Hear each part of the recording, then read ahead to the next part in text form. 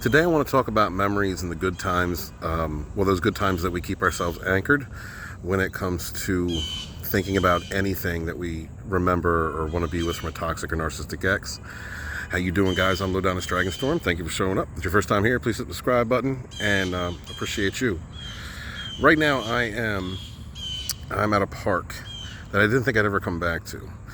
One of the, positives of being back in my old area for the time being, at least the next year, which I believe is going to be a big negative, is being able to confront memories that were made that I hung on to about my relationship with Toxic Ex. But I'm turning it into a positive. Always trying to turn a negative into a positive, guys. You know, pain is a life lesson. Pain hits you, hurt. You know, it's meant to teach you something. You got to learn from it. You learn those lessons, and then you can evolve and become a better person. So the memory that I have here is she brought me here to see her daughter, whom I love and care for. But unfortunately, there's nothing I can do. You know, there's nothing I can do about that. And also to see two of her childhood friends. And at the time, I believed that, things were going to change. She was telling me stories and other people's stories about how she was getting beaten, cheated on, and lied to by the guy she triangulated me with.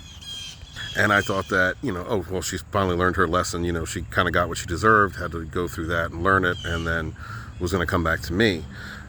Everything ended great, hugs, kisses, later, meeting up later and making love or having sex. Everything was, it was another lull. It was one of the things that she uses to lull people or lull men into a false sense of security, and the whole cycle starts again. So I didn't think I'd be able to come back here. I didn't think I'd be able to pass by. And then a friend of mine said, at some point you have to face it. And that's when I realized it was coming from a place of fear, me not being able to come back here. So I wanted to turn a negative into a positive. So I am here, soaking in the environment, confronting that memory, those memories, and making a video for you guys about this subject. It's going to create an entirely new memory. First, a lot of coaches and narcissistic abuse coaches, and they're right, say that, those good times, those good memories, were just the short little bits in between the abuse, in between the triangulation or the ghosting or the lying, the devaluation. And they're right, because that moment that I had came from her devaluing and ghosting me to build up somebody else, talking trash about me online, doing smear streams. And then we had that time, which immediately led into her going back to the guy once again, who she claims was beating her and cheating on her and, all that. And it was just another snippet in a repetitive cycle that I allowed myself to be in, that I kept myself in. Doesn't matter if I was trauma bonded, doesn't matter how much I cared or loved or wanted, all that doesn't matter. I kept myself in that cycle. I kept believing. I refused to look at the evidence that in front of me, look at the history of actions, and take them for what they were. Once again, which for me is a lesson in observing someone's actions. Someone tells you who they are through how they act. Don't trust their words. Don't trust what comes out of somebody's mouth. It's all about their actions. And that's just the end-all be-all of it. I had, at the time, not looked at the history of action. She continued to do the same thing over and over again, and it was with the same group of men. It wasn't just one guy, it was a group of guys. And she would refuse to stop talking to exes. She would refuse to stop being around guys that were chasing her. She, it was always about their fifis. Didn't want to hurt their fifis. But in the end, it was really just about her maintaining her group of supply.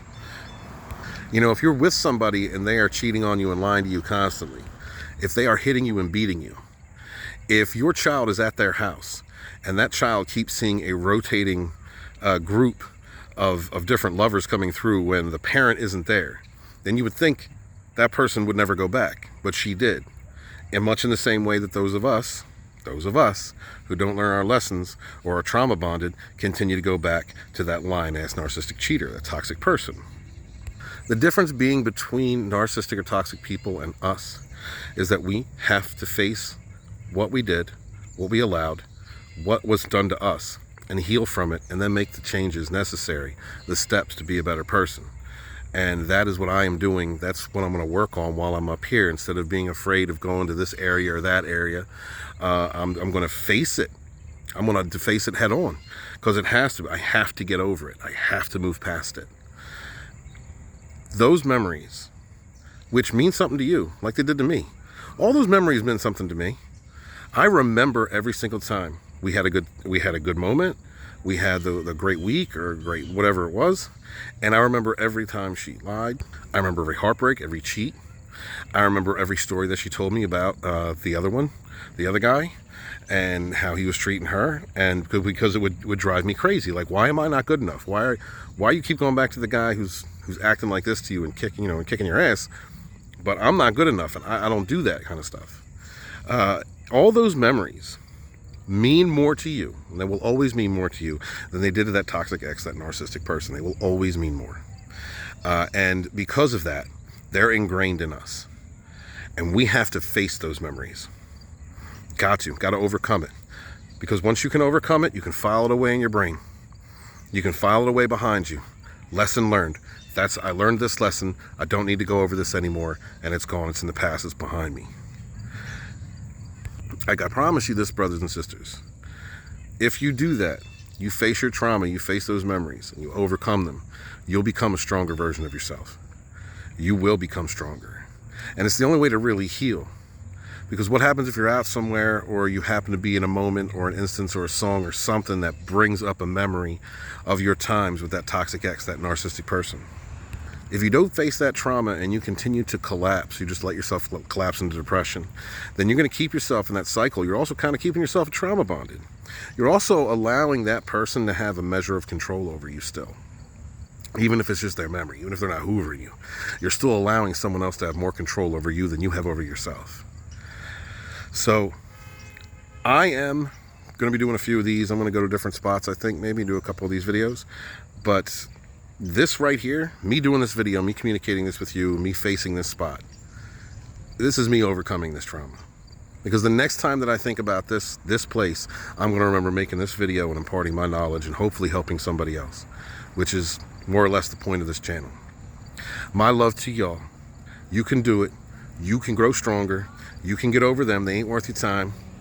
Right now, your toxic narcissistic ex is bullshit. Somebody else is lying to somebody else, is living in misery, is talking trash about you, telling stories that ain't real, and you are healing and becoming a better person. So be good to yourselves, be good to each other, and never again suffer them fools. Run.